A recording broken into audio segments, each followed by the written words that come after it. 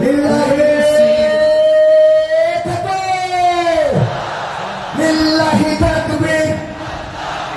শেখ আহমদুল্লাহ রহমান দেশবাসীর পক্ষ থেকে, খুলনাবাসীর পক্ষ থেকে লিল্লাহি তাকবীর।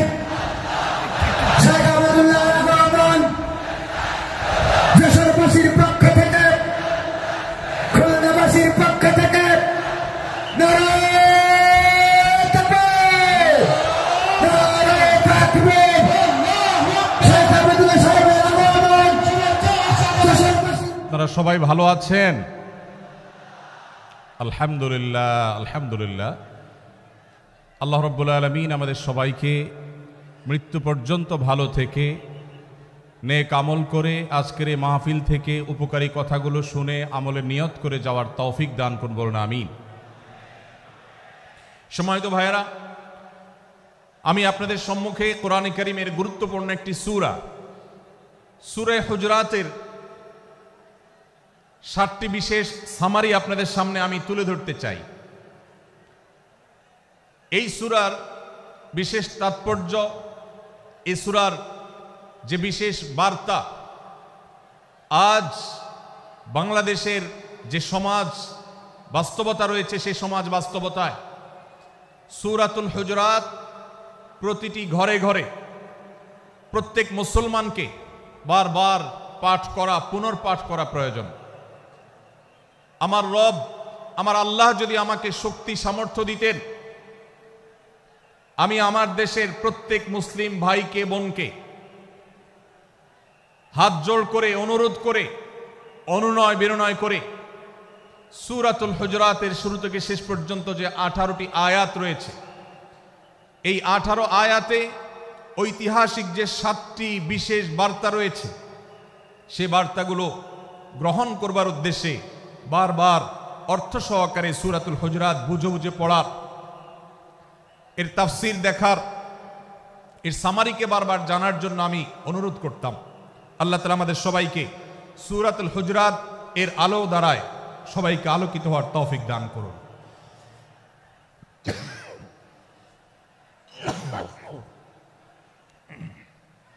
সম্মানিত উপস্থিতি,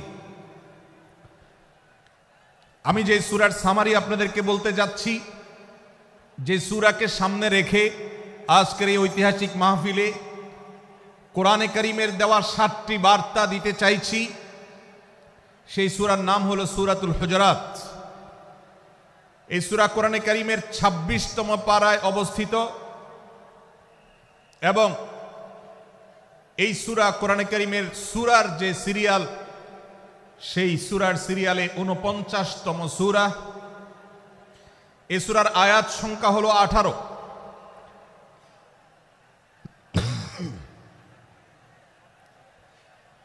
এই সূরার প্রথম থেকে পঞ্চম আয়াত পর্যন্ত, প্রথম এই 5টি আয়াতে আল্লাহ রাব্বুল আলামিন তার প্রিয় নবী মুহাম্মদ মুস্তাফা সাল্লাল্লাহু আলাইহি ওয়াসাল্লাম, সবাই দুরূদ পড়ি, সাল্লাল্লাহু আলাইহি ওয়াসাল্লাম। প্রিয় নবীজির নাম শুনলে দুরূদ পাঠ করতে হয়, তার জন্য দোয়া করতে হয়, কারণ আল্লাহর হাবিব সাল্লাল্লাহু আলাইহি ওয়াসাল্লাম তার সমগ্র জীবনকে যে কষ্টের মধ্যে পার করেছেন, তার সমগ্র জীবনকে উৎসর্গ করেছেন, তা আপনার আমার হেদায়েতের জন্য, গোটা বিশ্ব মানবতার মুক্তির প্রয়োজনে। যিনি তার জীবনকে, যৌবনকে শেষ করে দিয়েছেন, তার সমগ্র জীবনে কখনো ভোগ, উপভোগ এটিকে কখনো তিনি প্রশ্রয় দেননি, প্রাধান্য দেননি। দিনাতিপাত করেছেন অত্যন্ত কষ্টের সাথে, শত সহস্র বাধার সম্মুখীন হয়েছেন, শুধুমাত্র কিয়ামত পর্যন্ত আগত সকল মুসলিম নরনারীর কাছে যেন কোরআনের বার্তা পৌঁছে যায়, সবাই যেন হেদায়েত প্রাপ্ত হয়ে যায়, সবাই যেন মুক্তি প্রাপ্ত হয়ে যায়, সবাই যেন জান্নাতি হয়ে যায়, সবাই যেন জাহান্নাম থেকে মুক্তি লাভ করে, এই উদ্দেশ্যে তার সমগ্র জীবনকে তিনি উৎসর্গ করেছেন। আমাদের হেদায়েতের জন্য, আমাদের কল্যাণের পথে আহ্বানের জন্য, আমাদের জান্নাতে নেওয়ার জন্য, যার সমগ্র জীবনে কখনো ভোগ উপভোগকে প্রশ্রয় দেননি, কষ্টে নিপতিত হয়েছেন, তিনি চাইলে মক্কার রাজত্ব করতে পারতেন, তিনি চাইলে মক্কার সবচেয়ে ভোগী মানুষ হতে পারতেন, কিন্তু সেটা না করে তিনি যে ত্যাগের দৃষ্টান্ত স্থাপন করেছেন, প্রিয় নবী মুহাম্মদ সাল্লাল্লাহু আলাইহি সাল্লামের সেই অবদানের স্বীকৃতি স্বরূপ আমরা তার নাম যখনই শুনব সাল্লাল্লাহু আলাইহি সাল্লাম বলে তার প্রতি আল্লাহর রহমত যেন, অনুগ্রহ যেন নাজিল হয় সেজন্য দোয়া করব। আল্লাহ তাআলা তার হাবিবকে রহমত এমনিতেই দান করবেন, আপনি আর আমি তার জন্য রহমতের দোয়া করার মধ্য দিয়ে আমরা সৌভাগ্যবান মানুষের কাতারে শামিল হতে পারবো। তো আমি যেটি বলছিলাম, সূরাতুল হুজরাতের 1 থেকে 5 নম্বর আয়াত পর্যন্ত এই 5টি আয়াতে আল্লাহ রাব্বুল আলামিন প্রিয় নবী সাল্লাল্লাহু আলাইহি সাল্লামের সাথে আদব এবং শিষ্টাচারের শিক্ষা দিয়েছেন মানব জাতিকে। এবং আল্লাহ রাব্বুল আলামিন ঈমানদারদেরকে পরম মায়ার সাথে ডেকে ইয়া আইয়ুহাল্লাযীনা আমানু, হে ঈমানদারগণ, এই ডাকে আল্লাহ তাআলা ডেকে বলেছেন লা তুকাদ্দিমু বাইনা ইয়াদাইল্লাহি ওয়া রাসূলিহি, তোমরা আল্লাহ এবং তার রাসূলের সামনে আগ বেড়ে কোনো কথা বলবে না, আগ বেড়ে কোনো কাজ করবে না। একজন ঈমানদার, একজন মুসলমান, তার এই শিষ্টাচারের শিক্ষা তার জীবনে ধারণ করতে হবে। যখনই আল্লাহ কোনো কথা বলেছেন, আল্লাহ রাসূল সাল্লাল্লাহু আলাইহি সাল্লাম কোনো কথা বলেছেন, এটি নিশ্চিত হতে পারবো আমরা, তখন একজন ঈমানদার আর কখনো সেটার উপর কোনো কথা বলবে না, আগ বেড়ে কোনো কিছু করবে না, কোনো প্রকার সীমা লঙ্ঘন করবে না। ক্বাল আল্লাহ ক্বাল রাসূল, আল্লাহ বলেছেন, আল্লাহ রাসূল বলেছেন, এটি শোনার পর সে তার আপদ মস্তককে সারেন্ডার করবে, সে নিজেকে আত্মসমর্পণ করবে। এর উপর তার কোনো যুক্তিকে, কোনো বুদ্ধিকে, তার কোনো মতামতকে সে সেখানে আর দাঁড় করাবার চেষ্টা করবে না। এটি একজন শিষ্টাচার বিশিষ্ট ঈমানদারের বৈশিষ্ট্য। কোরআন এই শিক্ষা আমাদেরকে দিয়েছে। ভাইরা আমার, এই শিক্ষাকে ধারণ করে আমরা যারা নিজেদেরকে মুসলমান দাবি করছি, আমাদের সম্মানীয় যারা আছেন, আল্লাহকে যেরকম আমরা সম্মান করি, আল্লাহ রাসূলকে যেরকম সম্মান করি, ঠিক একইভাবে আমাদেরকে যে সমস্ত মানুষগুলোকে সম্মান করার নির্দেশ করা হয়েছে, ওলামা একরাম রয়েছেন, আমাদের বাবা মা, বয়সে বড়, শিক্ষিত, এবং যারা আমাদের শিক্ষক বৃন্দ আছেন, এভাবে যারা আমাদের সম্মানের পাত্র আছেন, সে মানুষগুলোর সামনে আগ বেড়ে যেন কোনো কিছু না করি। সে আগ বাড়াটা কথার ক্ষেত্রে হতে পারে, চলার ক্ষেত্রে হতে পারে, আচরণের ক্ষেত্রে হতে পারে। এই শিষ্টাচারের শিক্ষা সূরা হুজরাতের প্রথম আয়াতে আমাদেরকে দেয়া হয়েছে। প্রিয় ভাইরা আমার, আমাদের সমাজে আজ যে সমস্ত ভালো গুণের দুর্ভিক্ষ চলছে, ক্রাইসিস চলছে, অভাব চলছে, এর মধ্যে অন্যতম হলো আজ শিষ্টাচারের অভাব। আমাদের সমাজের চতুর্দিকে আপনি দেখতে পাবেন পরিলক্ষিত হচ্ছে। আমাদের শিশু থেকে নিয়ে কিশোর, যুবক থেকে নিয়ে মধ্যবয়স্ক, সকল শ্রেণী মানুষের মধ্যে আজ আদব এবং শিষ্টাচারের ভয়াবহ অভাব আমরা দেখতে পাচ্ছি। বিশেষ করে পশ্চিমা সংস্কৃতিকে আমাদের এই স্বদেশে, আমাদের এই মুসলমানদের সমাজে জোর করে পুশ করাবার, সে সমস্ত এজেন্ডাকে বাস্তবায়ন করবার যে প্রচেষ্টা এদেশের এক শ্রেণীর মানুষকে করতে দেখা যায়, তারা এদেশের সমাজের খাঁজে বাজে থাকা ইসলামের কৃষ্টি, কালচার এবং সংস্কৃতিগুলোকে ধুয়ে মুছে পরিষ্কার করবার জন্য শত সহস্র উদ্যোগ নিয়েছে। আমাদেরকে কোরআনের শিক্ষা ধারণ করে, কোরআনের শিক্ষাকে প্রচার করে, কোরআনের শিক্ষাকে প্রতিষ্ঠিত করে ব্যক্তির মধ্যে, ঘরে, পরিবারে, সমাজে, রাষ্ট্রে, সংবিধানে, আইনে, সংসদে, সর্বত্র কোরআনের শিক্ষাকে বাস্তবায়ন করে সেই সমস্ত ভিনদেশী অপসংস্কৃতি চাপিয়ে দেওয়ার ষড়যন্ত্রকে মোকাবেলা করতে হবে ইনশাআল্লাহ। ভাইরা আমার, আর সেজন্য সূরা হুজরাতের এই শিষ্টাচারের শিক্ষা আমাদের জীবনে খুবই গুরুত্বপূর্ণ। আমরা যখনই কোনো সম্মানীয় ব্যক্তির কাছে আমরা থাকব, তাদের কথার উপরে কথা বলা, তাদের সাথে তর্ক করা, তাদের সামনে আগ বেড়ে কথা বলা, এমনকি তারা যখন চলবেন তাদের সামনে সামনে হাঁটা, এই সবগুলো কোরআনের এই শিষ্টাচারের যে শিক্ষা আছে এর পরিপন্থী। প্রিয় নবী সাল্লাল্লাহু আলাইহি সাল্লামের সময়কার একটি ঘটনা, এক ব্যক্তি তার বাবার সাথে হেঁটে যাচ্ছিলেন, বোঝা যাচ্ছিল না যে তাদের মধ্যে বাবাকে সন্তানকে। অনেক সময় বাপ সন্তানের বাহ্যিকভাবে দেখে বোঝা যায় না, এরকম কোনো কোনো ক্ষেত্রে হয়। জিজ্ঞেস করা হলো তাদেরকে, তোমাদের মধ্যে বাবাকে সন্তানকে? বলা হলো যে অমুক বাবা, অমুক সন্তান। তখন নির্দেশনা দেওয়া হলো যে সন্তান তার হাঁটা এবং চলার মধ্য দিয়ে এই বিনয়ের প্রকাশ ঘটাতে হবে, আনুগত্যের প্রকাশ ঘটাতে হবে, সম্মান এবং শ্রদ্ধার প্রদর্শন করতে হবে, যার মধ্য দিয়ে বোঝা যায় যে কে সন্তান আর কে বাবা, এটার জন্য জিজ্ঞেস করতে না হয়। আজ আমাদের যারা তরুণ আছি, আমরা যুবক আছি, আমরা অনেকেই পশ্চিমা সংস্কৃতি দ্বারা প্রভাবিত হয়ে আমরা শিষ্টাচারের এই গণ্ডি এবং সীমানা পার হয়ে চলে গেছি। কোরআন আমাদেরকে শিষ্টাচারের শিক্ষা দিচ্ছে যে আমরা সিনিয়রদের সামনে বিনয়ের সাথে আচরণ করব, তাদের সামনে সামনে চলা থেকে বিরত থাকব, যথাসম্ভব তাদেরকে অনুসরণ করার চেষ্টা করব, তাদের সাথে কথা হবে, তাদের আগ বেড়ে কথা হবে না, তাদের কোনো জিজ্ঞাসা থাকলে সেটার উত্তর হবে বিনয়ের সাথে। এই শিষ্টাচারের শিক্ষা আমাদেরকে দেয়া হয়েছে। এবং একইভাবে সূরা হুজুরাতের প্রথম বার্তার মধ্যে নবী সাল্লাল্লাহু আলাইহি সাল্লামের সাথে আরেকটি শিষ্টাচার শেখানো হয়েছে, তা হলো আল্লাহ রাব্বুল আলামিন আমাদের কণ্ঠকে, আমাদের আওয়াজকে, আমাদের কথাকে নবী সাল্লাল্লাহু আলাইহি সাল্লামের কথার চাইতে যেন আগ বেড়ে না যায়, তার চাইতে যেন উঁচু কণ্ঠে আমরা কথা না বলি, তার চাইতে যেন উচ্চ স্বরে কথা না বলি, সেই শিক্ষা দিয়েছেন, সেই শিষ্টাচারের শিক্ষা আমাদেরকে দেওয়া হয়েছে। ভাইরা আমার, প্রিয় নবী সাল্লাল্লাহু আলাইহি সাল্লামের সাহাবীরা নবী সাল্লাল্লাহু আলাইহি সাল্লামের প্রতি আদব এবং শিষ্টাচার এত বেশি প্রদর্শন করতেন যে নবী করিম সাল্লাল্লাহু আলাইহি সাল্লামের প্রতি এই শিষ্টাচারের কথা যখন বলা হয়, সাহাবীরা অনেকে নবী করিম সাল্লাল্লাহু আলাইহি সাল্লামের সাথে কথা বলতে রীতিমতো ইতস্তত বোধ করছিলেন যে কিভাবে কথা বলবো, না জানে জোরে হয়ে যায় এবং তাতে না জানে আমি বেয়াদবের কাতারে শামিল হয়ে যাই, শিষ্টাচার বহির্ভূত কাজ করে ফেলি। এবং আল্লাহ তাআলা যে সতর্কীকরণ করেছেন সূরা হুজুরাতের এই 1 থেকে 5 নম্বর আয়াতের মধ্যে, তার আওতায় আমি না জানে পড়ে যাই। তখন সাহাবায়ে কেরাম বিনয় এবং বিনম্রতা অবলম্বন করেছেন এবং তারা একরকম বিপাকে পড়ে গেছেন। এতটা তারা সভ্য ছিলেন, এতটা তারা নম্র ছিলেন, এতটা তারা বিনম্র আচরণ করতেন নবীজির সাথে। ভাইরা আমার, এই বিষয়টিও আমরা শুধুমাত্র আমাদের প্রিয় নবীজির জন্য নয়, এটি আমাদের মা বাবা, আমাদের সম্মানের পাত্র যারা আছেন, আমাদের বয়সে যারা সিনিয়র আছেন, তাদের সামনে কথা বলার সময় আমরা মেনটেন করে চলবো, অর্থাৎ আমরা উচ্চ কণ্ঠে তাদের সামনে কথা বলবো না। এই মাহফিলে এখনো শত শত হাজারো মানুষ হয়তো এমন আছেন যারা মায়ের সামনে, বাবার সামনে, বড় ভাইয়ের সামনে, শিক্ষকের সামনে, সিনিয়রদের সামনে, মুরব্বীদের সামনে, ওলামাদের সামনে উচ্চ কণ্ঠে কথা বলেন। প্রিয় ভাইরা আমার, আমরা মুসলমানদের সন্তান, আমরা মুহাম্মদ সাল্লাল্লাহু আলাইহি সাল্লামের উম্মত, আমরা আবু বকর, ওমর, ওসমান, আলী রাদিয়াল্লাহু আজমাইনের অনুসারী, আমরা কোরআনের অনুসারী। কোরআনের অনুসারী কখনো বেয়াদব হতে পারে? কোরআনের অনুসারী কখনো বেয়াদব হতে পারে?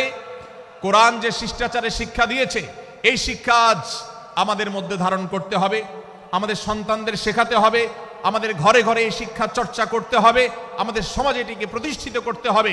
পশ্চিমা সংস্কৃতির যে ছোবল, সে ছোবল আমাদের সন্তানদেরকে আজকাল অনেক ক্ষেত্রে বেয়াদবে পরিণত করছে, তাদের অনেক সময় শিষ্টাচার থেকে বের করে দিচ্ছে। তারা কখনো স্বাধীনতার নামে, কখনো মত প্রকাশের নামে, কখনো বিভিন্ন নামে তারা কিন্তু হারিয়ে যাচ্ছে। আজকের এই বাস্তবতাকে উপলব্ধি করে সূরা হুজুরাতের 1 থেকে 5 নম্বর আয়াত এর শিক্ষাকে আমাদের মধ্যে ধারণ করতে হবে। আল্লাহ তাআলা আমাদের সবাইকে সেই তৌফিক দান করুন। ভাইরা আমার, সূরা হুজুরাতের প্রথম বার্তা প্রিয় নবী সাল্লাল্লাহু আলাইহি সাল্লামের সাথে শিষ্টাচার, আল্লাহ এবং তার রাসূলের সামনে, আল্লাহ এবং তার রাসূলের সামনে আগ বেড়ে কোনো কথা না বলা, আগ বেড়ে কোনো আচরণ না করা, এটা তার প্রতি শিষ্টাচারের অংশ। এবং আল্লাহ রাসূলের সামনে উচ্চ কণ্ঠে জোরে কথা না বলা, এটাও তার প্রতি শিষ্টাচারের অংশ। আল্লাহ তাআলা আমাদেরকে এই শিষ্টাচার আমাদের জীবনের প্রত্যেকটা পদে পদে ধারণ করার তৌফিক দান করুন, বলুন আমিন। ভাইরা আমার, সূরা হুজুরাতের দ্বিতীয় যে শিক্ষা, সেই শিক্ষাটা বর্ণিত হয়েছে এই সূরার 6 থেকে 8 নম্বর আয়াত। 6 থেকে 8 নম্বর এই আয়াতের মধ্যে আল্লাহ রাব্বুল আলামিন আমাদেরকে দ্বিতীয় শিক্ষা দিয়েছেন, ঈমানদার কখনো কোনো কথা বলার আগে সেই কথা সত্য কিনা, বাস্তব কিনা সেটি যাচাই বাছাই না করে বলবে না। ঈমানদার কখনো গুজবে কান দিবে না। ঈমানদার কখনো শোনা কথার উপরে ভিত্তি করে কোনো সিদ্ধান্ত গ্রহণ করবে না। এই শিক্ষাটাও আজকের বাস্তবতার আলোকে আমাদের সমাজের জন্য অত্যন্ত গুরুত্বপূর্ণ এবং প্রয়োজনীয়। প্রিয় ভাইরা আমার, আমাদের চতুর্পাশে যদি আমরা তাকাই, আমরা দেখতে পাবো সোশ্যাল মিডিয়াতে, ফেসবুকে আজকাল কোনো তথ্য উপাত্ত পেলে সেটার পরখ করা ছাড়া, যাচাই বাছাই করা ছাড়া, সত্য অসত্য নিরূপণ করা ছাড়া আমরা অনেকে সেটার প্রচার প্রচারণায় নেমে যাই। আমরা অনেকে সেটার শেয়ার দেওয়া শুরু করে দেই। আমরা অনেকে এটার উপর ভিত্তি করে অনেককে নিন্দা মন্দ করা শুরু করে দেই। এমনকি আজ আমরা যেই জায়গায় দাঁড়িয়ে আছি, বাংলাদেশের যে সামাজিক বাস্তবতা, সেই বাস্তবতার আলোকে বলা যায় অনেক সময় অনেক ব্যক্তিকে সমাজে মিডিয়ার মাধ্যমে নানাভাবে হয়রানি করে তাকে খারাপ মানুষ হিসাবে, কালপ্রিট হিসাবে দেখানো হয়, অথচ তার দোষ, যে সমস্ত দোষের কথা তাকে বলা হয়, যে সমস্ত দোষে তাকে দোষী বানানো হয়, সে সমস্ত দোষ থেকে তিনি শত সহস্র গুণ পবিত্র এবং পরিচ্ছন্ন। ভাইরা আমার, আজকের এই বাস্তবতায় আমাদেরকে বিশেষ করে লক্ষ্য রাখতে হবে যে আমরা যেই কোনো মূল্যে, যেই কোনো ভাবে যেন কোনো প্রকার গুজবে কান না দেই, বেঁচে থাকি। আল্লাহ তাআলা আমাদেরকে তৌফিক দান করুন। ভাই, এদিকে অনেক বেশি বাঁশির আওয়াজ শোনা যাচ্ছে। স্বেচ্ছাসেবকরা বাঁশির আওয়াজ দেওয়া ছাড়া আপনারা ভলান্টিয়ারি করুন। এত বেশি বাঁশির আওয়াজ আসছে যে কথা বলা কঠিন হয়ে যাচ্ছে। অনুগ্রহ করে বাঁশির আওয়াজ কম করে আপনারা ভলান্টিয়ারি করুন। এখনো অনেক বাঁশির আওয়াজ শোনা যাচ্ছে, বাঁশির আওয়াজগুলো বন্ধ করুন। মাশাআল্লাহ, এখন বন্ধ হয়েছে। আমরা মেহেরবানি করে বাম পাশের থেকে কিছুটা আওয়াজ পাচ্ছি, একটু নীরব নিস্তব্ধ হওয়ার জন্য অনুরোধ করছি। একটু নীরব নিস্তব্ধ না হলে কথা বলা যাবে না। অনুগ্রহ করে আমরা একটু সহযোগিতা করি এবং সবাই নীরব থাকি। ভলান্টিয়াররা অপ্রয়োজনে বাঁশির আওয়াজ দিবেন না, অপ্রয়োজনে বাঁশির আওয়াজ দিবেন না। আমাদের দেশে শব্দ দূষণ, শব্দ সন্ত্রাস, এটা এই দেশের কমন কালচার হয়ে গেছে। রাস্তা যাবেন, প্রয়োজনে অপ্রয়োজনে গাড়ির হর্ন বাজাবে। যে কোনো প্রোগ্রামে যাবেন, প্রয়োজনে অপ্রয়োজনে বাঁশি বাজানো হবে। কদিন আগে 31st নাইট গেছে, আপনারা দেখেছেন। এত প্রচার প্রচারণা, এত সতর্কীকরণের পরেও, আইন শৃঙ্খলা রক্ষাকারী বাহিনী এত সতর্ক থাকার পরেও আপনারা দেখেছেন এক শ্রেণীর বুদ্ধি প্রতিবন্ধীরা তারা 31st নাইট উদযাপনের নামে শব্দ সন্ত্রাস করেছে। শত শত হাজারো মানুষের কষ্টের কারণ হয়েছে। প্রিয় ভাইরা আমার, ধর্ম হোক আর রাজনীতি, বিনোদন হোক আর আনন্দ হোক, যেই কোনো নামে যদি শব্দ সন্ত্রাস সৃষ্টি করে বা অতিরিক্ত শব্দ দূষণ করে, শব্দ সৃষ্টি করে মানুষকে অতিষ্ঠ করার কারণ হয়, সেটা কোনো সভ্য সমাজের দৃশ্য হতে পারে না। আমরা সেই ইসলামের অনুসারী যে ইসলামে আমাদের প্রিয় নবী সাল্লাল্লাহু আলাইহি ওয়াসাল্লাম মসজিদে নববীতে তার একান্ত পরিবেশের মধ্যে এক সাহাবী জোরে কোরআন তেলাওয়াত করছিলেন। তিনি তাকে বলছিলেন, তুমি কোনো বধির রবকে শোনাচ্ছ না, তোমার রব সবকিছু শুনতে পান, অতএব তুমি তোমার এই উচ্চ কণ্ঠের তেলাওয়াত দিয়ে আশপাশে মানুষের ডিস্টার্বের কারণ হবে না। আমরা সেই ইসলামের অনুসারী, অতএব ওয়াজ মাহফিলের মাধ্যমেও যাতে কোনো মানুষ অতিষ্ঠ না হয়, মাইক ব্যবস্থাপনা সেভাবে করাটা মাহফিল কর্তৃপক্ষের যেমন কর্তব্য, ঠিক একইভাবে রাজনৈতিক সভা সমাবেশের নামে কিংবা বিয়ে বিনোদনের নামে যদি শব্দ সন্ত্রাস করা হয়, শব্দ দূষণ করা হয়, অতিরিক্ত শব্দ এর মাধ্যমে যদি মানুষকে অতিষ্ঠ করা হয়, তাহলে সেটি কখনো কোনো সভ্য সমাজের কাজ হতে পারে না। প্রিয় ভাইরা, এই জন্য আপনারা যারা তরুণ আছেন বয়সে, আপনাদেরকে আমি অনুরোধ করতে চাই, বিবাহ অনুষ্ঠানকে কেন্দ্র করে, আকিকাকে কেন্দ্র করে, নানা অনুষ্ঠানকে কেন্দ্র করে যে শব্দ সন্ত্রাস আমাদের দেশে হয়, এটি আমাদেরকে থামাতে হবে ইনশাআল্লাহ। আমরা যদি সবাই সজাগ হয়ে যাই, আমরা যদি সবাই সতর্ক হয়ে সচেতন হই, ইনশাআল্লাহ এই যে শব্দ দিয়ে মানুষকে কষ্ট দেওয়ার অপসংস্কৃতি, বিশেষ করে ভিনদেশি যে অপসংস্কৃতি আমদানি করা হয়েছে, এই অত্যাচার এদেশে থামাতে হবে ইনশাআল্লাহ। আল্লাহ আমাদের সবাইকে তৌফিক দান করুন। ভাইরা আমার, আমরা আমাদের আশেপাশে কোনো তরুণরা যদি এরকম শব্দ করে, গান বাজিয়ে অন্য মানুষকে অতিষ্ঠ করে, ঈদের সময় দেখা যায় বিশেষ করে সে সমস্ত যুবকদেরকে কাউন্সিলিং করতে হবে, তাদেরকে বোঝাতে হবে যে তোমার আনন্দ কখনো আরেকজনের বেদনার কারণ হতে পারে না। বহু হার্টের রোগী আছেন, বহু অসুস্থ মানুষ আছেন, বহু ছোট শিশু আছে যাদের কষ্টের কারণ হয়। বিধায় আমরা কখনো আমাদের শব্দ দিয়ে কাউকে কষ্ট হতে দিব না। আল্লাহ আমাদের সবাইকে তৌফিক দান করুন।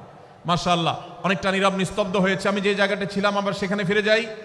সূরা হুজরাতের দ্বিতীয় শিক্ষার কথা বলছিলাম। ভাইরা, 6 থেকে 8 নম্বর আয়াত যদি আপনি পাঠ করেন সূরা হুজরাতের, আপনি দেখতে পাবেন সেখানে আল্লাহ রাব্বুল আলামিন ইমানদারদেরকে যেই কোনো সংবাদ, যে কোনো তথ্য, বিশেষ করে অনির্ভরযোগ্য সূত্র থেকে যখন পাবে, ফাসিক থেকে যখন শুনবে, যার ভিতরে আল্লাহর ভয় নাই সেরকম মানুষ থেকে যখন পাবে, সেই সংবাদ তথ্য উপাত্ত যাচাই করা ছাড়া সেই সংবাদ যেন বলে না বেড়ায়।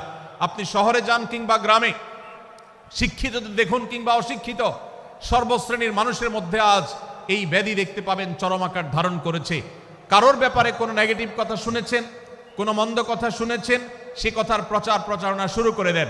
সেটা কি সঠিক কিনা, সেটা কি সত্য কিনা, সেটা কি যথার্থ কিনা, সেটা কোনো প্রপাগান্ডা কিনা, সেটা কোনো মিথ্যাচার কিনা, সেটা কোনো গুজব কিনা, এটা যাচাই করার প্রয়োজন অনুভব করে না। অথচ আমরা সেই মুহাম্মদ সাল্লাল্লাহু আলাইহি সাল্লামের উম্মত, যে মুহাম্মদ সাল্লাল্লাহু আলাইহি সাল্লাম আমাদেরকে সতর্ক করেছেন, কাফা বিল মারই কাযিবান আন ইউহাদ্দিসা বিকুল্লি মা সামিআ, কোন ব্যক্তি যা শুনে সেটাই যদি বলে বেড়ায়, তথ্য উপাত্ত যাচাই না করে, সেটাকে ভালো করে যাচাই বাছাই না করে, সেটাকে অনুসন্ধান না করে, সত্য সত্য নিরূপণ করবার চেষ্টা না করে, তাহলে সে মিথ্যাবাদী হওয়ার জন্য যথেষ্ট। এজন্য আজকের এই মাহফিল থেকে আমরা অঙ্গীকার করে যাব, আজকের এই মাহফিল থেকে আমরা নিয়ত করে যাব, এই মজলিসে বসে এই মুহূর্তে নিজে নিজে সংকল্প করব, আমার জীবনে সোশ্যাল মিডিয়া কিংবা ফেসবুকে, ইউটিউবে অথবা অফলাইনে আমার বাস্তব জীবনে আমি কখনো কোনো মানুষ সম্পর্কে যে কোনো তথ্য উপাত্ত পেয়ে ভুল কোনো ধারণা, মন্দ কোনো ধারণা কারো প্রতি পোষণ করব না। কোনো তথ্য উপাত্ত যদি পাই, কোনো সংবাদ যদি পাই অনির্ভরযোগ্য সূত্রে, তাহলে সেক্ষেত্রে সেটা যাচাই বাছাই করা ছাড়া আমি সেটাকে বিশ্বাস করতে যাব না। এটাই হলো আমাদের ঈমানের দাবি। ভাইরা আমার, একজন ঈমানদার এতটা সরল হবে না যে যা শুনবে সে সেটাকে বিশ্বাস করে বসবে। একজন ঈমানদার এতটা বাস্তবতা থেকে দূরে থাকবে না যে তিনি তার পাওয়া কোনো সংবাদকে অনুসন্ধান করবে না। আল্লাহ তাআলা আমাদের সবাইকে সূরা হুজরাতের এই দ্বিতীয় শিক্ষাটাকে আমাদের জীবনে ভালো করে ধারণ করার তৌফিক দান করুন। আল্লাহ বলেছেন, ইয়া আইয়ুহাল্লাযীনা আমানু, হে ঈমানদারেরা, ইন জাআকুম ফাসিকুম বিনাবাইন ফাতাবায়ানু, তোমাদের কাছে কোনো ফাসিক, যার মধ্যে আল্লাহর ভয় নেই, এরকম কোন মানুষ যদি কোন সংবাদ উপস্থাপন করে, এমনকি গণমাধ্যমেও যদি কোনো সংবাদ প্রচারিত হয়, সংবাদদাতার মধ্যে যদি আল্লাহর ভয় না থাকে, সে যদি টাকার বিনিময়ে কারোর চরিত্র হনন করতে পারে, সে যদি অ্যাডভার্টাইজ পেয়ে কোনো কোম্পানির হয়ে দালালি করতে গিয়ে অন্য কারোর বিরুদ্ধে কোনো মিথ্যাচার করে, সে যদি বিদেশিদের এজেন্ডা বাস্তবায়ন করতে গিয়ে আলেম সমাজের চরিত্রকে কলঙ্কিত করে, কোনো ভালো মানুষকে দোষী হিসাবে সাব্যস্ত করে, তো আল্লাহ তাআলা আমাদেরকে সতর্ক করেছেন, ফাতাবায়ানু, সেই সংবাদ সত্য কিনা আমাদেরকে যাচাই করতে হবে। আন তুসিবু কওমান বিজাহালাহ ফাতুসবিহু আলা মা ফাআলতুম নাদিমিন, যদি আমরা যাচাই বাছাই না করে যা শুনি সেটাকে বিশ্বাস করতে থাকি, তাহলে আমরা এক সময় লজ্জিত হতে হবে, অনুতপ্ত হতে হবে আমাদের এই ভুল অবস্থানের কারণে। এজন্য ভাইরা, আজকের এই মাহফিল থেকে আমরা প্রতিশ্রুতি নিজের সঙ্গে নিজে দিয়ে যাব যে আমরা কখনো কোনো তথ্য উপাত্ত পেলে, কোনো সংবাদ পেলে, সেটাকে বিশেষ করে কারোর চরিত্র সম্পর্কিত যদি হয়, কারোর সম্পর্কে নেগেটিভ যদি হয়, তাহলে সেটাকে বিশ্বাস করবার আগে ভালো করে অনুসন্ধান করব। যতক্ষণ আমি নিশ্চিত না হব ততক্ষণ পর্যন্ত সেটার প্রচার করব না। আল্লাহ তাআলা আমাদের সবাইকে কোরআনের এই শিক্ষাটাও আমাদের জীবনে ধারণ করবার তৌফিক দান করুন। ভাইরা আমার, তৃতীয় যে শিক্ষা সূরা হুজরাতের, সেটি হলো আল্লাহ রাব্বুল আলামিন সূরা হুজরাতের 9 এবং 10 নম্বর আয়াতে ঈমানদারদের মধ্যে যদি কখনো মতভিন্নতা, মতপার্থক্য, যে এটা যদি মারামারিতে পরিণত হয়, ঈমানদারদের মধ্যে যদি কখনো দুই পক্ষ গন্ডগোল এবং ফাসাদের মধ্যে লিপ্ত হয়ে যাওয়ার মতো দৃশ্যের অবতারণা হয়, তাহলে আমরা যেন আমাদের মুসলমান ভাইদের ঘর পোড়ার মধ্যে আলু পোড়া দিতে না যাই। আমরা যেন আমাদের মুসলমান ভাইদের মধ্যকার বিভেদকে আরো বৃদ্ধি করতে সহায়তা না করি। আমরা যেন মীমাংসার পথ অবলম্বন করি। আমরা যেন তাদের মধ্যকার সম্পর্কের যে অবনতি হয়েছে সেটাকে দূর করবার চেষ্টা করি। আল্লাহ রাব্বুল আলামিন এই নির্দেশ দিতে গিয়ে বলেছেন, ওয়া ইন তাইফাতানি মিনাল মুমিনিনা ইকতাতালু, যদি ঈমানদারদের দুটি দল, দুটি গ্রুপ নিজেদের মধ্যে মারামারিতে লিপ্ত হয়ে যায়, ফাসলিহু বাইনাহুমা, তাহলে তোমরা সেই বিবাদমান দুটি দলকে মীমাংসা করবার চেষ্টা করবে। আজ আমাদের মধ্যে এরকম বহু বিষয়কে কেন্দ্র করে মুসলমানদের মধ্যে অনেক সময় মুখোমুখি অবস্থান আমরা দেখতে পাই, যা দুর্ভাগ্যজনক। যা হওয়ার কথা ছিল না। এমনকি জাগতিক বিষয়ে যেমন হয়, ধর্মের নামে, ইসলামের নামে আজ আমরা হাজার হাজার টুকরা হয়েছি। আজ গোটা বিশ্বে আমাদের মুসলমানদের যে অবস্থান দুর্বল হয়েছে, এর অন্যতম প্রধান কারণ হলো আমাদের অনৈক্য। আমরা যদি আজ আহলে কিবলা, আহলে সুন্নাহ ওয়াল জামাআতের অনুসারীরা নানান মত এবং পথের অনুসারী হওয়া সত্ত্বেও, নানান থট এবং পন্থার অনুসারী হওয়া সত্ত্বেও আমরা যদি মৌলিক বিষয়গুলোর উপর সবাই ঐক্যবদ্ধ থাকতাম, আমরা যদি আল্লাহ তাআলার দেওয়া ইত্তিহাদ মাল ইখতিলাফ, বৈচিত্র্যময় ঐক্য, বিভিন্ন বিষয় মতভিন্ন থাকা সত্ত্বেও মৌলিক বিষয়ে ঐক্যমতে আমরা যদি থাকতে পারতাম, আমাদের মধ্যে যদি মুসলিম ভ্রাতৃত্ববোধ থাকতো, আমাদের মধ্যে যদি বলয় ভিত্তিক যে দেয়াল আর প্রাচীরগুলো আছে সেগুলো যদি না থাকতো, তাহলে আজ বাংলাদেশের বাস্তবতা হলো, বাংলাদেশে আল্লাহর কোরআন, আল্লাহ রাসূল সাল্লাল্লাহু আলাইহি ওয়াসাল্লামের হাদিসের আলোকে বাংলাদেশ আজ অটোমেটিক পরিচালিত হতো, ঠিক কিনা বলেন? আমরা যদি আজ ঐক্যবদ্ধ থাকতাম, তাহলে এদেশের হাতে গোনা যাবে এরকম স্বল্প সংখ্যক নাস্তিকেরা, ইসলাম এবং মুসলমানদের শত্রুরা, তারা আমাদেরকে নিয়ে তারা আজ যে খেলা খেলছে, আমাদেরকে যে তারা শাসন করছে, আমাদেরকে যে তারা তাদের অধীনস্থ করে রাখছে, আমাদের উপরে যে আজ ভিনদেশি কালচার চাপিয়ে দিচ্ছে, আমাদের উপরে তারা যে আজ কর্তৃত্ব করছে, আমাদেরকে আজ টুকরা টুকরা করছে, এই দুঃসাহস তারা কোনোদিন দেখাতে পারতো না যদি আমরা ঐক্যবদ্ধ থাকতাম। ভাইরা আমার, এই জন্য আমরা সব বিষয়ে সবাই একমত হব না। আজকের এই মাহফিলে যত মানুষ এসেছেন সবাই সব বিষয়ে একমত নন। এমনকি আজকের এই মাহফিল কর্তৃপক্ষ যে আয়োজন করছেন 3 দিন ব্যাপী, এই মাহফিলে আপনারা দেখেছেন এখানে কওমি এবং আলিয়া উভয় জায়গা থেকে বক্তা নির্বাচন করা হয়েছে, অসাধারণ সমন্বয় করা হয়েছে। এটি একটি ঐক্যের বার্তা। আমরা আশা করব মাঠ পর্যায়ে আমরা যারা কাজ করব, আমরা প্রত্যেকে আমাদের অন্য মতের, ভিন্ন মতের যে সমস্ত মুসলমান ভাইরা আছেন, তার সাথে আপনার কোনো থটগত মত পার্থক্য থাকতে পারে, চিন্তাগত কোনো ভিন্ন মত থাকতে পারে, কিন্তু দিন শেষে তিনি আপনার মুসলমান ভাই। তার আল্লাহ আর আপনার আল্লাহ এক, তার রাসূল এবং আপনার রাসূল এক, তার কেবলা এবং আপনার কেবলা এক, তার কোরআন আর আপনার কোরআন এক, তার নামাজ আর আপনার নামাজ এক, তার রোজা আর আপনার রোজা এক, তার যাকাত এবং আপনার যাকাত এক, তার সাথে আপনার মোটা এবং মৌলিক বিষয়ে কোনো মত পার্থক্য নাই। অতএব ছোটখাটো বিষয়কে কেন্দ্র করে আপনি যদি তাকে আপনার প্রতিপক্ষ মনে করেন, আপনি যদি তাকে আপনার শত্রু মনে করেন, এটা হবে আপনার ইসলামের জন্য, আপনার জন্য, এদেশের মুসলমানদের জন্য সবচেয়ে বড় ভুল। ভাইরা আমার, হারদুই হযরত আশরাফ আলী থানভী রহমতুল্লাহ আলাইহির সর্বশেষ খলিফা আবরাল হক সাহেব রহমতুল্লাহ আলাইহি বলতেন, दीन के हर काम करने वालों को रफीक समझो, फरीक ना समझो। যারাই আল্লাহর দ্বীনকে বুলন্দ করবার জন্য, যারাই আল্লাহর দ্বীনকে সেবা দেওয়ার জন্য, খেদমত করার জন্য কাজ করছে, তার পদ্ধতি তোমার থেকে ভিন্নতর হতে পারে। তাকে তুমি তোমার বন্ধু মনে করো, সহযাত্রী মনে করো, পথযাত্রী মনে করো, সহযোদ্ধা মনে করো, তোমার প্রতিপক্ষ মনে করবে না। প্রিয় ভাইরা আমার, আজ বাংলাদেশে ইসলাম যতটা পিছিয়ে আছে তার প্রধান কারণ হলো আমাদের অনৈক্য। আজ আমরা যদি আমাদের মধ্যকার যে সমস্ত দেয়াল এবং প্রাচীরগুলো, অদৃশ্য প্রাচীরগুলো উঠে আছে, যেগুলো আমাদের মুসলিম ভ্রাতৃত্বকে ভেঙে খান খান করে দিয়েছে, টুকরো টুকরো করে দিয়েছে, যদি আজ আমরা সে সমস্ত অদৃশ্য প্রাচীরগুলো দূরে সরাতে পারতাম, আমার ভিন্ন মতের ভাইকে যদি আমার ভাই মনে করতে পারতাম, তার যদি আমি কল্যাণকামী হতে পারতাম, আল্লাহর কোরআনের ঘোষণা অনুযায়ী এই মুসলমানদের ঐক্যবদ্ধ শক্তিকে দমাবার শক্তি পৃথিবীর কারোর নাই, কারোর নাই, কারোর নাই। আজ আমার ভাইয়েরা ফিলিস্তিনে মার খাচ্ছে, যদি আজ গোটা বিশ্বের মুসলমানরা আমরা ফিলিস্তিনে মুসলমানদের উদ্ধারের ব্যাপারে ঐক্যবদ্ধ থাকতাম, ফিলিস্তিনে মুসলমানের দিকে চোখ তুলে তাকাবার শক্তি বিশ্বের কোনো কাফেরদের থাকতো না।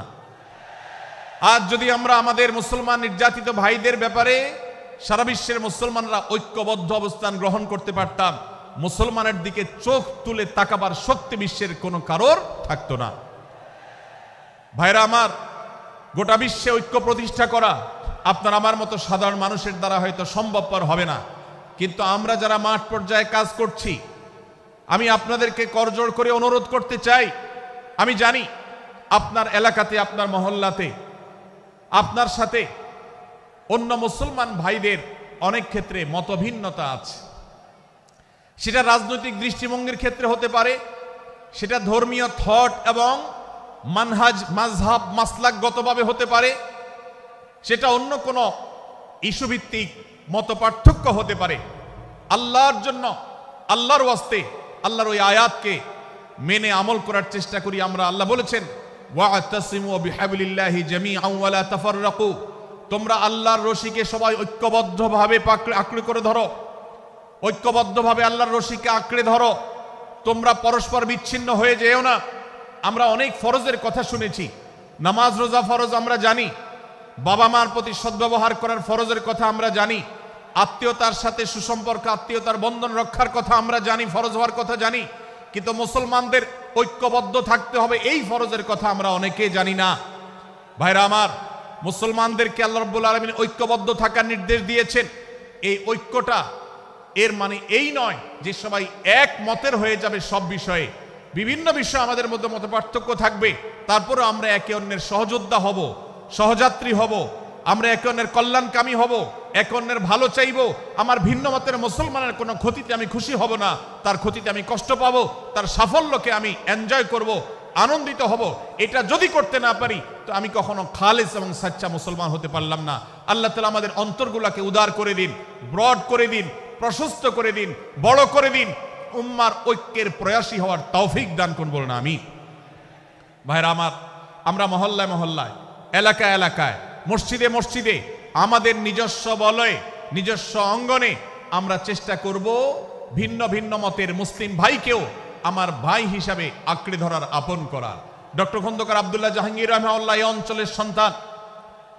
তিনি বলতেন, বেদাতে লিপ্ত কোনো মুসলমান, তার ব্যাপারেও আমি মনে করি আমার ভাই ভুলের মধ্যে আছেন, তার ব্যাপারে আমার মায়া মমতা কাজ করে, আমি তার কল্যাণকামী, তাকে আমার ভাই মনে করি। ঠিক একইভাবে আমার কোনো মুসলমান ভাইয়ের সাথে যদি আমার ভিন্ন মতের কারণে আমার মনে হয় যে তিনি ভুল পথে আছেন, তারপর তাকে আমি শত্রু ভাববো না, তার অকল্যাণ আমি চাইবো না।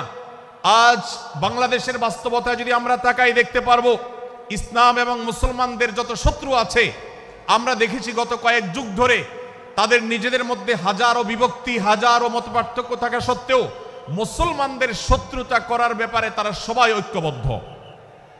অথচ আমরা মুসলমানরা আমাদের আল্লাহ, আমাদের রাসূল, আমাদের কোরআন, আমাদের কিবলা, আমাদের সবকিছু এক হওয়া সত্ত্বেও ছোটখাটো বিষয়কে নিয়ে আমরা আমাদের মধ্যকার বিভেদের প্রাচীরগুলোকে দাঁড় করিয়ে রেখেছি, যার কারণে আমরা গোটা বিশ্বে যেমন মার খাচ্ছি, আমাদের এই প্রিয় মাতৃভূমিতেও আমরা সংখ্যায় সবচেয়ে বেশি হয়েও আমরা কালচারালি মাইনরিটি হয়ে আছি, সংস্কৃতিতে আমরা সংখ্যালঘু হয়ে আছি। সব ক্ষেত্রে আমাদেরকে ইগনোর করা হয়। 4 লক্ষ মসজিদের এদেশে 4 লক্ষ ইমাম আছেন, 4 লক্ষ মুয়াজ্জিন আছেন। এই মসজিদগুলো এদেশে, এর নেটওয়ার্ক যতটা শক্তিশালী, এদেশের সকল রাজনৈতিক দলগুলোর নেটওয়ার্ককে যদি একত্র করা হয়, মসজিদগুলোর মতো এতটা শক্তিশালী নেটওয়ার্ক এদেশের সমাজে নাই। কিন্তু ওলামা একরামকে ইগনোর করা হয়, মুসলমানদের ইগনোর করা হয়। এদেশের আইনে কোরআন এবং সুন্নাহ, এদেশের মুসলমানদের ধ্যান ধারণাকে কখনো বিবেচনায় আনা হয় না। এই যে মুসলমানদের আজ দুরবস্থা, এর অন্যতম প্রধান কারণ হলো আমাদের হাজার হাজার ভাগে বিভক্তি। এই বিভক্তির দেয়ালগুলোকে তুলতে হবে কি হবে না? যদি হয় তাহলে আপনি নিজে থেকে শুরু করে দিন। আপনি যেই মতই লালন করেন না কেন, আপনার ভিন্ন মতের মুসলমানকে আপনি ভাই মনে করবেন, তার সাথে বুক মিলাতে আপনার কষ্ট হবে না, তার সাথে বসতে আপনার অসুবিধা হবে না। ভিন্ন মতের আলেম, এক মতের আলেম আরেক মতের আলেমের সাথে বসতে অসুবিধা হবে না। এক মতের অনুসারী আরেক মতের অনুসারীকে ভাই বলতে অসুবিধা হবে না। আমরা সোশ্যাল মিডিয়াতে নিজেদের মধ্যে কামড়াকামড়ি করব না, নিজেদের মধ্যে আমরা ঝগড়া বিবাদ করব না। এবং যদি কেউ বিবাদে লিপ্ত হয়, সূরা হুজরাতের 9 এবং 10 নম্বর আয়াতের শিক্ষা বলছে, মুসলমানদের মধ্যে দুটি দল যদি মারামারিতে লিপ্ত হয়, তুমি সেখানে গিয়ে খোঁচাখুচি করে মারামারি বানানোর তো প্রশ্নই ওঠে না। বরং আল্লাহ বলছেন যে ফাসলিহু বাইনাহুমা, তাদের উভয়ের মধ্যে মীমাংসা করবার জন্য তুমি উদ্যোক্তা হও, তুমি উদ্যোগী হও। ভাইরা আমার, আমরা অনেকেই হয়তো জেনে থাকবো মিথ্যা এটা আল্লাহর জমিনের সবচেয়ে বড় জঘন্য অপরাধগুলোর মধ্যে থেকে একটি। একজন মুসলমান কোন অবস্থাতে মিথ্যা বলতে পারে না, কিন্তু কোন মুসলমান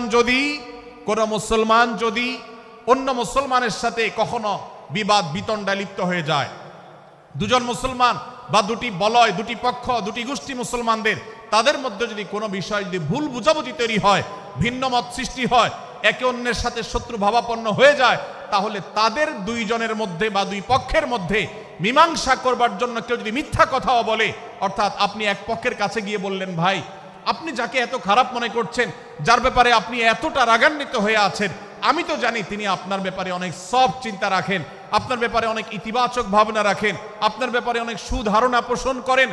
আপনি যদি একজন মুসলমানের কাছে গিয়ে, এক পক্ষের কাছে গিয়ে যদি এই কথাটা বলেন, বাস্তবে তিনি যদি এটা নাও বলেন, তারপরেও আপনি যদি এই মিথ্যা কথা বলেন, এই মিথ্যা এটা শুধু জায়েজ নয়, বরং এই মিথ্যাটা এর মাধ্যমে আপনি যে তাদের পরস্পরের সম্পর্ককে ভালো করার চেষ্টা করেছেন, এর মাধ্যমে আপনি আল্লাহর কাছে নেকি এবং সওয়াব পাবেন ইনশাআল্লাহ।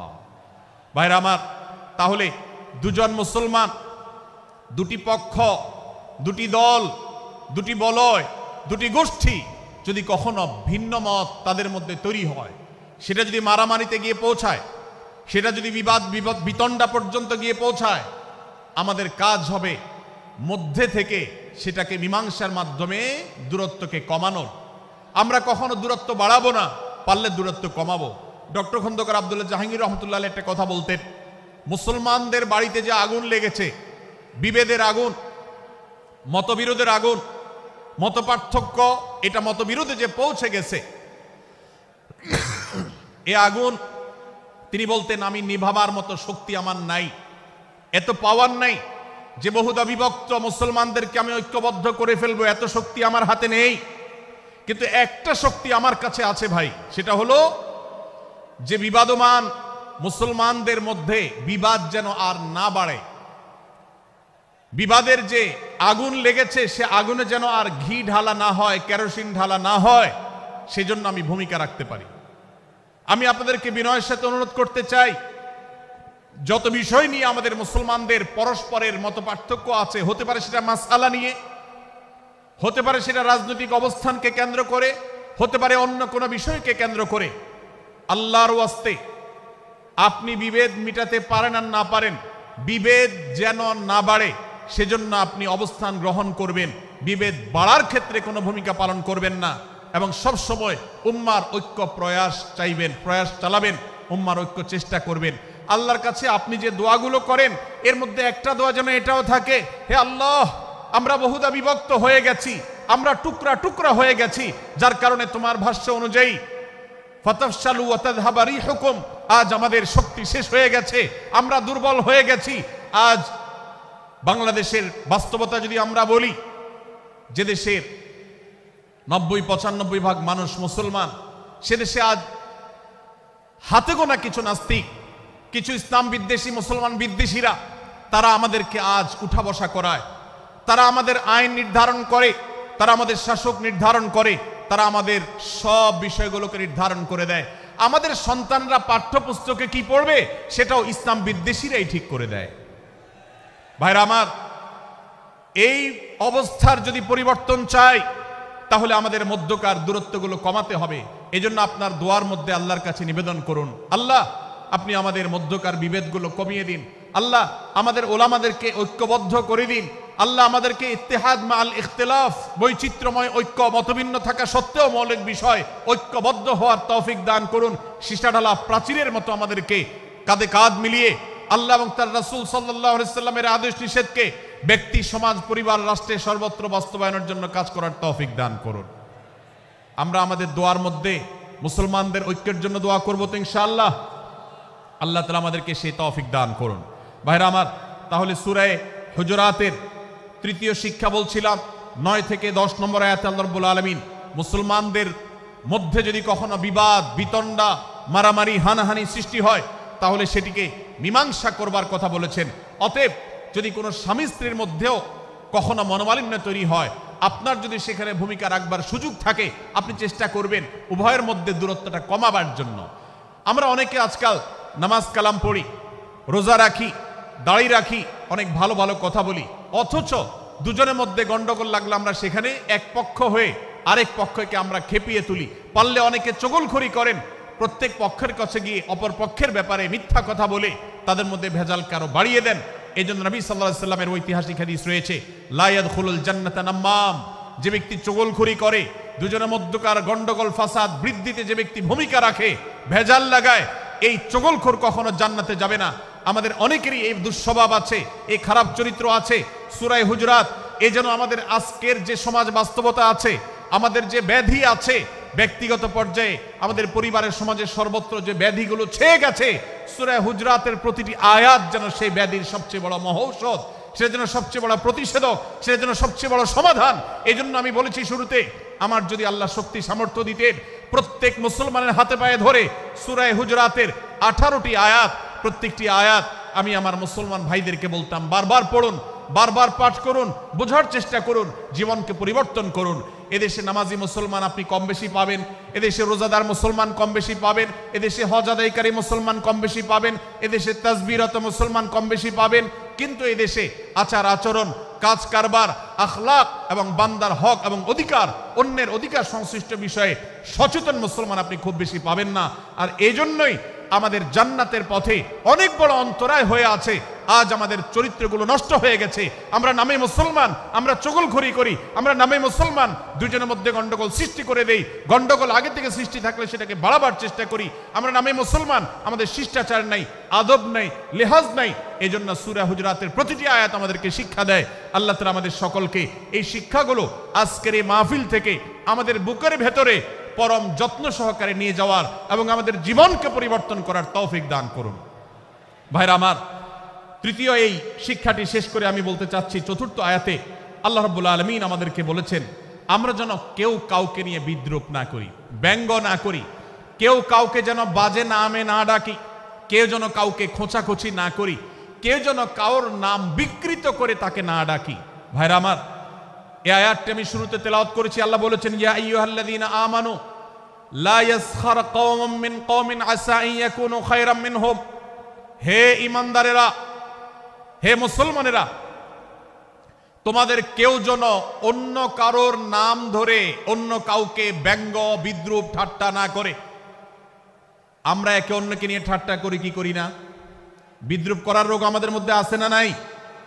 ভাইরা আমার, জাগতিক বিষয় তো আছেই, এমনকি দুর্ভাগ্যজনক বাস্তবতা হলো ধর্মের নামে, ইসলামের নামে একদল মুসলমান অপর দল মুসলমানকে নিয়ে হাসি, ব্যঙ্গ, বিদ্রূপ, রাসাহাসি এবং নাম বিকৃত করা এবং খোঁচাখুচি করা, এই কাজগুলো আমাদের মধ্যে আছে না নাই? আমরা যারা ইসলামের খেদমত মনে করে আমার ভিন্ন মতের, ভিন্ন দলের মুসলমানকে খোঁচাখুচি করি, আমরা যারা আল্লাহর খেদমত মনে করে, ইসলামের সেবা মনে করে, দাওয়াতের কাজ মনে করে, ইসলাম প্রচার মনে করে ভিন্ন মতের অন্য দলের মুসলমানকে নিয়ে ব্যঙ্গ বিদ্রূপ আর হাসাহাসি করি, তাদেরকে সোশ্যাল মিডিয়াতে, অনলাইনে, অফলাইনে তুচ্ছ-তাচ্ছিল্য করি, আল্লাহর শপথ করে বলছি, এটা ইসলামের সেবা নয়, এটা হলো প্রবৃত্তির পূজা, এটা হলো আপনার নফসের পূজা, এটা হলো আপনার প্রবৃত্তির গোলামি করা, এটা আল্লাহর গোলামি নয়, এটা ইসলামের খেদমত নয়, এটা ইসলামের 12টা বাজানো।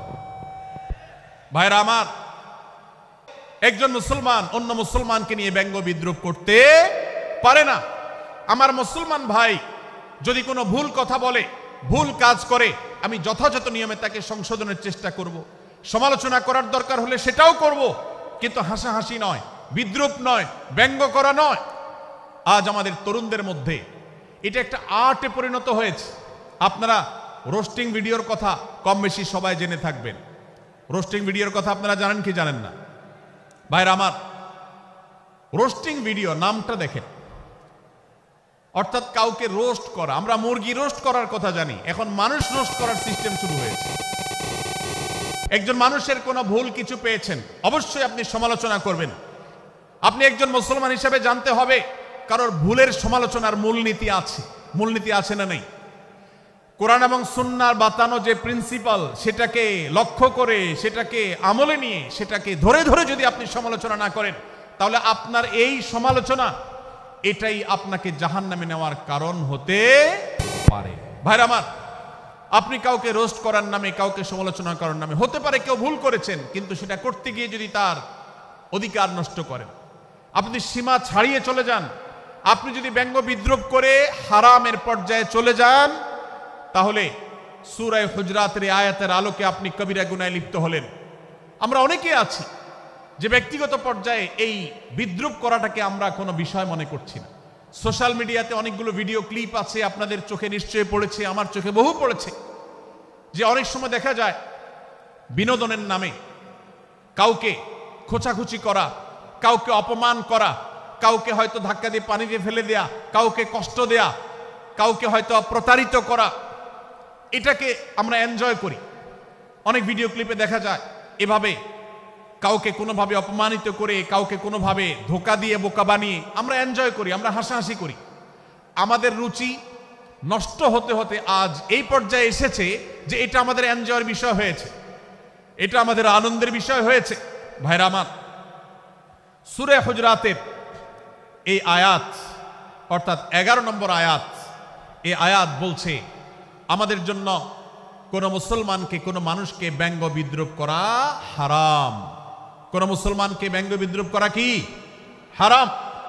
অতএব আপনি রসিকতা করেও যদি কারোর সাথে ব্যঙ্গ বিদ্রূপ করেন এবং সেটা যদি তার মনে কষ্ট হওয়ার কারণ হয়, তিনি যদি সমাজের মানুষের কাছে হেয় প্রতিপন্ন হন, তাহলে ইসলামী শরিয়ার দৃষ্টিকোণ থেকে সারা বিশ্বের সমস্ত ওলামাদের ঐক্যমতে সেটা হারাম। আমরা চুরি করা হারাম জানি, আমরা ডাকাতি করা হারাম জানি, আমরা মাদক সেবন করা হারাম জানি, আমরা নামাজ ত্যাগ করা হারাম জানি। এই সমস্ত হারাম থেকে আমরা অনেকেই বেঁচে থাকি, কিন্তু আমি আমার মুসলমান ভাইয়ের চরিত্র হনন করছি, শুধুমাত্র সাধারণ জীবনযাত্রার ক্ষেত্রে করছি তা নয়, এমনকি ধর্মের নামে, ইসলাম প্রচারের নামে, দাওয়াতের নামে আমরা আমাদের প্রতিপক্ষ মুসলমান ভাইকে নিয়ে অনেক সময় ব্যঙ্গ বিদ্রূপ করি, হাসাহাসি করি, তাকে ছোট করি, তাচ্ছিল্য করি, হেয় করি, তার সম্মানহানি করি। আমরা জানি না আমাদের প্রিয় নবী সাল্লাল্লাহু আলাইহি ওয়াসাল্লাম এর একটা হাদিস আমাদের সামনে রয়েছে, সহিহ মুসলিমে বর্ণিত হয়েছে। নবী করিম সাল্লাল্লাহু আলাইহি ওয়াসাল্লামের এই হাদিস আজ সবচেয়ে অসহায় হাদিস। অসহায় হাদিস এই জন্য বললাম যে আজকের এই হাদিসের উপরে কেউ আমল করে না, এই হাদিসটাকে কেউ পাত্তা দেয় না, এই হাদিসকে কেউ গুরুত্ব দেয় না, অথচ এই হাদিস প্রত্যেক মুসলমানের বুকে বুকে ঝুলিয়ে রাখা দরকার। এই হাদিস আমাদের ঘরে ঘরে ঝুলানো দরকার, এই হাদিস আমাদের অফিসগুলোতে শোভা পাওয়া দরকার, এই হাদিস আমাদের জীবনে বাস্তবায়ন হওয়া দরকার। নবী করিম সাল্লাল্লাহু আলাইহি ওয়াসাল্লাম সেই হাদিস বর্ণনা করেছেন। আবু হুরায়রা রাদিয়াল্লাহু তাআলা আনহু তিনি বলেছেন, লা তাহাসাদু, লা তাহাসাদু, হে মুসলমানরা তোমরা কেউ কাউকে কখনো হিংসা করবে না, কেউ কাউকে হিংসা করবে না। আমাদের মধ্যে হিংসা আছে না নাই? হিংসা আছে না নাই? আমরা একে অন্যকে হিংসা করি। একদল মুসলমান অন্য দল মুসলমানকে হিংসা করে, কেউ কারো ভালো দেখতে পারে না।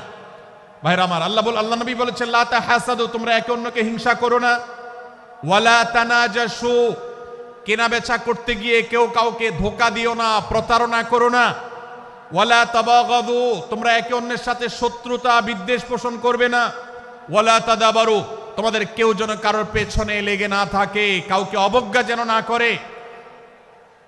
ওয়ালা ইয়াবি আহাদুকুম আলা বাই'i আখিহি, এবং তোমাদের কেউ যেন আরেকজনের কেনাবেচার উপরে সেখানে ইন্টারফেয়ার করে সে যেন সেখানে কোনো প্রকার ক্ষতিগ্রস্ত কাউকে না করে। ওয়াকুনু ইবাদাল্লাহি ইখওয়ানা, হে মুসলমানরা তোমরা আল্লাহর বান্দা ভাই ভাই হয়ে থাকো। তোমাদের মধ্যে মতপার্থক্য থাকুক, দলগত মতপার্থক্য, অবস্থানগত মতপার্থক্য, থটগত মতপার্থক্য, মাযহাব মাসলাবগত মতপার্থক্য থাকুক, কিন্তু তোমরা আল্লাহর বান্দা ভাই ভাই হয়ে থাকো। এক দলের মুসলমানকে আল্লাহ তাআলা ভাই ভাই হতে বলেন নাই, এক গ্রুপের মুসলমানকে আল্লাহ ভাই ভাই হতে বলেন নাই, এক বলয়ের মুসলমানকে আল্লাহ ভাই ভাই হতে বলেন নাই, নিজ দলের মুসলমানের সাথে আল্লাহ ভাই ভাই থাকতে বলেন নাই। আল্লাহ বলেছেন সকল মুসলমানদের সাথে ভাই ভাই হয়ে থাকার জন্য, ভ্রাতৃত্বের বন্ধনে থাকার জন্য। এজন্য আল্লাহ নবী সাল্লাল্লাহু আলাইহি ওয়াসাল্লাম সে নির্দেশ করেছেন।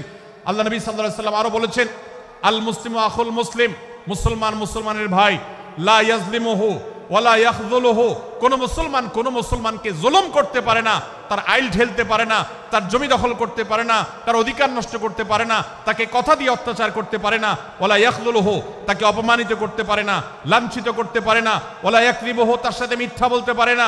ওয়ালা ইয়াহকিরুহু, তাকে তাচ্ছিল্য করতে পারে না। আত্তাকওয়া হাহুনা, আত্তাকওয়া হাহুনা, আত্তাকওয়া হাহুনা। নবীজি তিনবার নিজের বুকের দিকে তাকিয়ে দেখিয়েছেন, তাকওয়া এখানে, তাকওয়া এখানে, তাকওয়া এখানে। আমাদের অন্তরকে ভালো করতে হবে, সমস্ত মুসলমানদের জন্য উদার হতে হবে, কলিজাকে বড় করতে হবে, মনটাকে ব্রড করতে হবে, প্রশস্ত করতে হবে, অন্য মুসলমানকে ভাই মনে করতে হবে। কোনো ভিন্ন মতের মুসলমানের সাথে শত্রুতা পোষণ করা যাবে না। ভাইরা আমার, অতএব এই হাদিসকে সামনে রেখে এই হাদিসের শেষ অংশে নবী সাল্লাল্লাহু আলাইহি ওয়াসাল্লাম বলেছেন, আল মুসলিমু কুল্লুল মুসলিমি আলাল মুসলিমি হারামুন দমুহু ওয়া মালুহু ওয়া ইরদুহু। এক মুসলমানের জন্য অন্য মুসলমানের তিনটি জিনিসকে আল্লাহ তাআলা হারাম করে দিয়েছেন।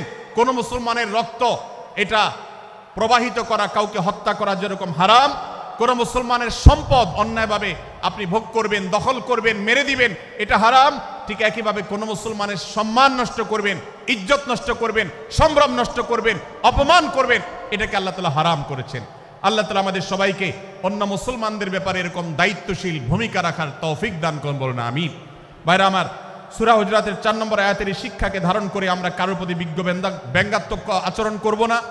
অনেক মুসলমান আছেন অন্য মুসলমানদের নাম ধরে ধরে বিদ্রুপ ব্যঙ্গ করেন, নাম বিকৃত করেন।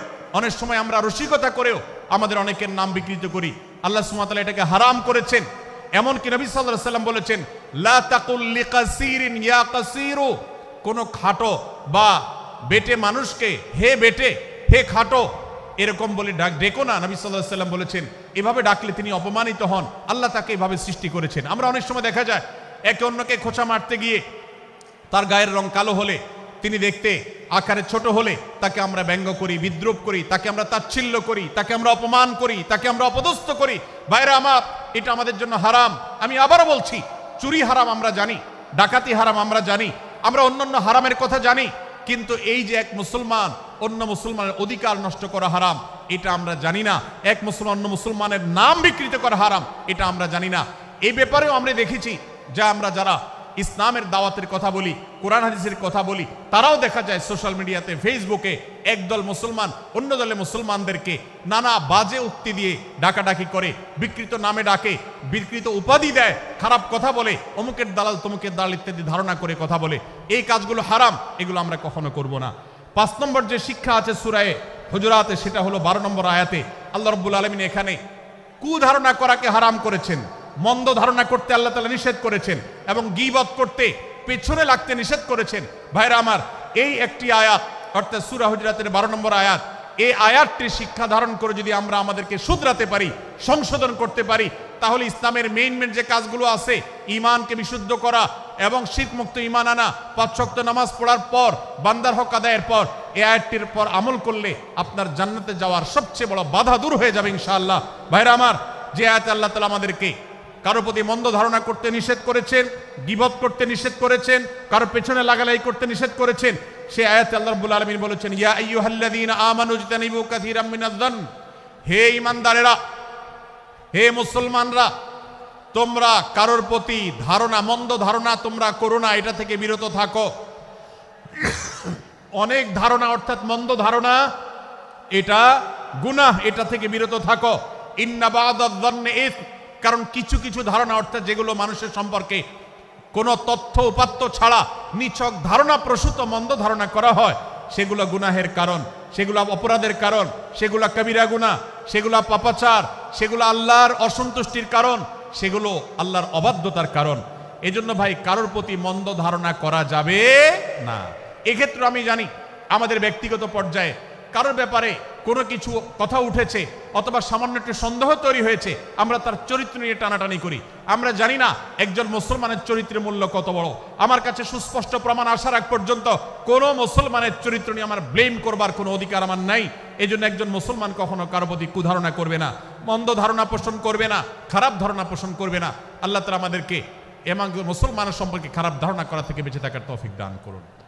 ভাইরা আমার, কিছুটা বিশৃঙ্খলা দেখা যাচ্ছে। আমরা আপনাদেরকে বিনীতভাবে অনুরোধ করতে চাই, অনুগ্রহ করে সবাই বসে পড়ুন। যারা দাঁড়িয়ে আছেন তারা একটু বসে পড়ুন, সবাই যার যার দায়িত্বে বসে যান। আপনি আরেকজনের চিন্তা না করে আপনি একটু বসে যান। ভলান্টিয়ার ভাইরা, প্যান্ডেলের ভেতরে পেছনে কি হচ্ছে আপনারা একটু দেখুন। ডান পাশে যে সমস্ত ভাইরা আছেন, ভাইরা আপনারা আমার কথা শুনুন। ডান পাশে, আমার প্যান্ডেলের ডান পাশে যারা আছেন, আপনাদেরকে আমরা অনুরোধ করছি, ওয়াজ মাহফিলের মঞ্চে, তাফসীর কোরআন মাহফিলের প্যান্ডেলে এসে আমরা যদি বিবাদ বিতণ্ডায় লিপ্ত হই, আমরা সে বিষয়ে আলোচনা করছি। আল্লাহর ওয়াস্তে আমরা বিভাগ বিতণ্ডা বন্ধ করি। আপনারা একটু শান্ত হন, আল্লাহর জন্য একটু সবর করেন। ভাইরা আমার, এদিকে যে কিছুটা বিশৃঙ্খলা দেখা যাচ্ছে, আপনাদেরকে আমরা অনুরোধ করছি আপনারা একটু বিশৃঙ্খলা বন্ধ করুন। ভাইরা, এখানে যারা দাঁড়িয়ে আছেন সবাই বসে যান, সবাই বসে যান, সবাই বসে যান। যশোরের মানুষের দুর্নাম হোক আপনারা কি চান? আপনারা কি চান যশোরের মানুষের দুর্নাম হোক? তাহলে আশপাশে ভাইরা ওনাদেরকে সবাইকে বসায় দেন, বসায় দেন, কাউকে দাঁড়ায় থাকতে দিবেন না। ভাই সবাই বসেন, সবাই বসে যান। এখানে যারা দাঁড়িয়ে আছেন সবাই বসেন, অনুগ্রহ করে সবাই ধৈর্য ধারণ করেন এবং বসেন। আজকের এই মাহফিল সুন্দরভাবে শেষ হোক। আপনারা কি চান কি চান না? ভাই আপনারা কি চান কি চান না? যদি আপনারা চান, অনুগ্রহ করে আমার ডান পাশে যারা বিশৃঙ্খলা করছেন তারা বসে যান। আপনাদেরকে আমরা অনুরোধ করছি এখান থেকে বসে যান। আপনারা কি ডক্টর মিজানুর রহমান আজহারী সাহেবের আলোচনা শুনতে চান কি চান না? যদি চান তাহলে মেহেরবানি করে আওয়াজ বন্ধ করে পরিবেশ শান্ত করে। এখানে অল্প কিছু মানুষের মধ্যে বিশৃঙ্খলা দেখা যাচ্ছে। কোনো কারণে এত বড় মাহফিল, এত মানুষের, লাখো লাখো মানুষের সমাগম, এখানে কোনো কারণে ঝামেলা হতেই পারে, কিন্তু আমরা অনুগ্রহ করে ধৈর্য ধারণ করি। ধৈর্য কোথায়? সবাই বসে যাই, সবাই বসে যান, আওয়াজ বন্ধ করেন। ভলান্টিয়ার ভাইয়েরা এদিকে বিনয়ের সাথে মানুষদেরকে বসানোর জন্য চেষ্টা করেন। আশেপাশের যারা আছেন বসে, তারা দাঁড়ানো ভাইদেরকে হাতে পায়ে ধরে বসান, সবাই সবাইকে টান দিয়ে বসান। ভাই এ পাশে যারা বিশৃঙ্খলা আচরণ করছেন তারা আপনারা একটু বসেন। আপনারা যদি বিশৃঙ্খলা আচরণ না থামান তাহলে সেক্ষেত্রে মাহফিল সুন্দরভাবে শেষ করা যাবে না। আমার আলোচনার শেষের দিকে আমরা আলোচনা শেষ করে এশার নামাজ পড়ব, তারপরে আমাদের শেষ অধিবেশন হবে ইনশাআল্লাহ।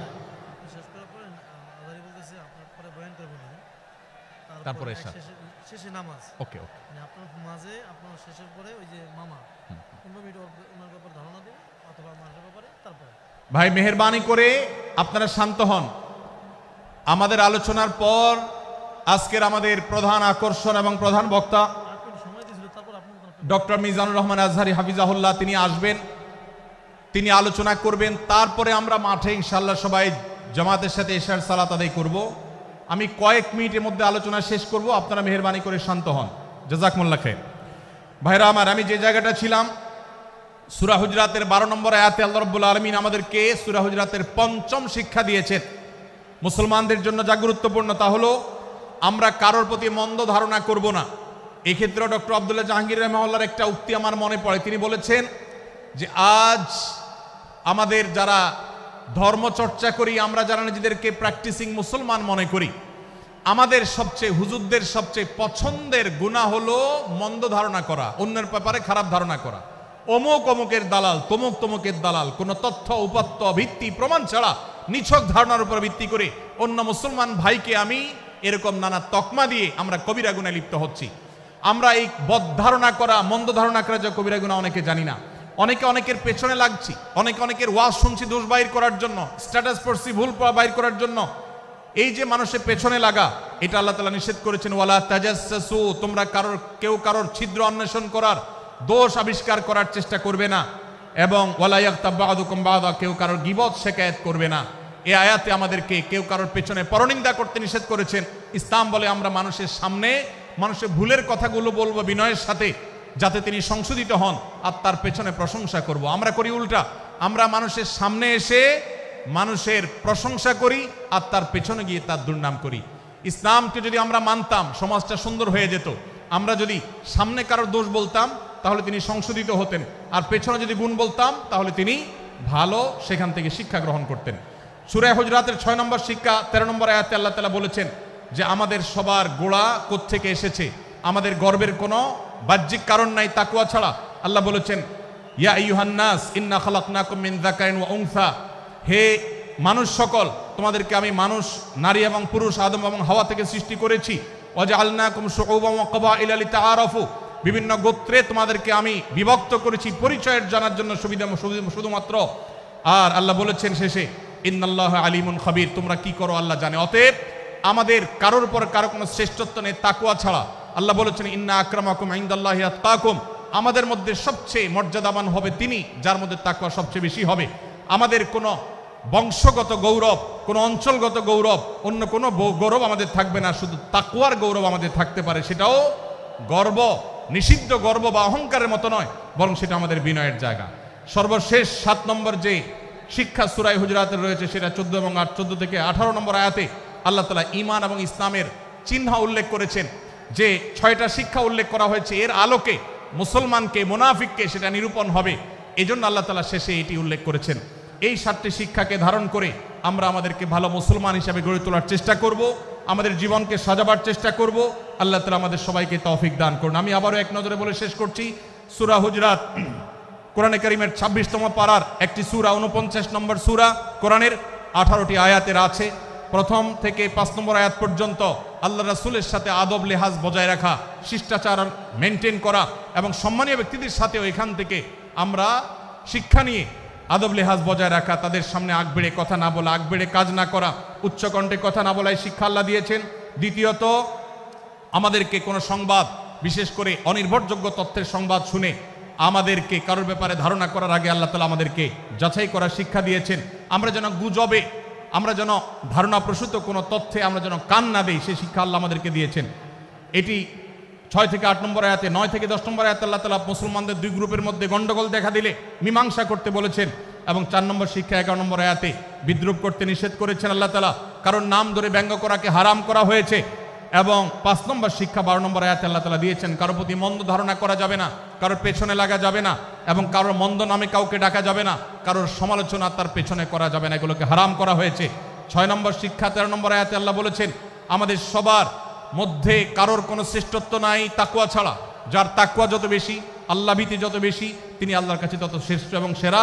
7 নম্বর সর্বশেষ শিক্ষা হলো 14 থেকে 18 নম্বর আয়াতে আল্লাহ রাব্বুল আলামিন ঈমানদারদের আলামত, মুনাফিকদের আলামত উল্লেখ করেছেন। সেখান থেকে শিক্ষা নিয়ে আমরা আমাদের ঈমানকে পরখ করার চেষ্টা করব, আমাদের আমলকে পরখ করার চেষ্টা করব। আল্লাহ তাআলা আমাদেরকে সূরা হুজুরাতের আলোকে আমাদের জীবনকে গঠন করার তৌফিক দান করুন, বলুন আমিন। আল্লাহ তাআলা আমাদের সবাইকে আজকের এই তাফসীর কোরআন মাহফিল থেকে সূরা হুজুরাতের এই 7টি শিক্ষাকে ধারণ করে ভালো মুসলমান, যে মুসলমান সম্পর্কে নবীজি বলেছেন আল মুসলিমু আখুল মুসলিম, মুসলমান মুসলমানের ভাই। যে হাদিসে নবীজি বলেছেন যে আল মুসলিমু মান সালিমাল মুসলিমুনা মিন লিসানিহি ওয়া ইয়াদি, মুসলমান সে যার হাত আর মুখ দ্বারা অন্য কোনো মুসলমান কষ্ট পায় না, নিরাপদে থাকে। আমরা আমাদের সমাজকে শান্তিপূর্ণ সুশৃঙ্খল রাখতে হলে আমাদেরকে মুসলমান হতে হবে, ভালো মানুষ হতে হবে। আমাদের হাত মুখ দ্বারা কেউ কষ্ট পাবে না, কারোর হক নষ্ট করব না, কারোর অধিকার নষ্ট করব না, কারোর কষ্টের কারণ হবে না, কাউকে আঘাত করব না, কাউকে গালি দিব না, কারোর কোনো প্রকার অধিকার খর্ব করব না, জুলুম করব না। আল্লাহ তাআলা আমাদের সবাইকে কোরআন এবং হাদিস যে মুসলিমের চিত্র অঙ্কন করেছে, কোরআন এবং হাদিসে মুসলিমের যে রূপরেখা বর্ণনা করেছে, কোরআন এবং হাদিসে যে আদর্শ মুসলমানের চিত্র উপস্থাপন করেছে, আল্লাহ আমাকে, আপনাকে, আমাদের সবাইকে সেই মুসলমান হওয়ার তৌফিক দান করুন, বলুন আমিন।